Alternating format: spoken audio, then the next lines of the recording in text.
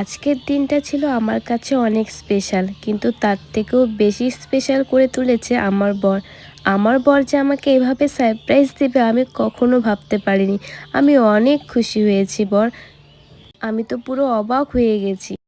কিছু কিছু সুখে এত খুশি থাকে দেখো, আমি কিন্তু এই বিষয়ে কিছুই জানতাম না। আমার বর এই বার্থডেটা করেছিল আমার বাবার বাড়িতে, আর আমাকে রেখেছে আমার শ্বশুর বাড়িতে। রাত্রে আমাকে নিয়ে গিয়ে দেখি এরকম সারপ্রাইজ প্ল্যান করেছে। আমি তো ভীষণই ভীষণই খুশি ছিলাম। তারপর কি কেক কাটলাম, তারপর সবাইকে এক এক করে খাইয়ে দিলাম। আমার মুখের ভাষা নেই যে আমি কি বলবো। আমি শুধু বলবো, বর তুমি এভাবে আমার পাশে থেকে জনম জনম জো সাথ নিভায়ে এক ऐसा।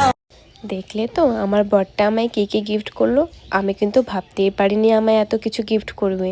আমি যে জামাটা পরে আজকে বার্থডে সেলিব্রেশন করলাম ওটাও কিন্তু আমার বরের দেওয়া উপহার। তারপরেও যে আমাকে এত কিছু দেবে আমি কখনোই ভাবতে পারিনি। ফার্স্ট টাইম এভাবে আমাকে এতটা সারপ্রাইজ দিল, আর আমি এতটা সারপ্রাইজ হয়েছি। আমি অনেক খুশি ছিলাম। তারপর কি সবাই সামনে ছিল, তাই বরকে কিছু করতে পারলাম না, সামান্য একটু জড়িয়ে ধরলাম। আর দেখো এখানে সবাই আমাকে আশীর্বাদ করছে আর আমাকে গিফট দিচ্ছে। আমি কিন্তু অনেক হ্যাপি ছিলাম। আর দেখো সব ডেকোরেশন কিন্তু আমার বর, আমার বুনুর অনেক ফ্রেন্ডস ভাই সবাই মিলে হেল্প করেছে আমার বরকে। আমি কিছুই জানতাম না। আর দেখো এটা কিন্তু আমার জেঠু ভাই, ঠিক আছে। তো আমার বর আমায় পরে সব কিছুই বলেছে, কারণ আমার ভিডিওটা তো এডিট করতে হবে, তাই না। আমার বর তো লাজুকে, ভিডিওতে এডিট করতে পারবে না, তাই আমাকেই সব বলে দিয়েছে। আমি তোমাদের সব কিছু বললাম। ওইদিকে দেখো আমার বাবা দাঁড়িয়ে আছে, ঠিক আছে।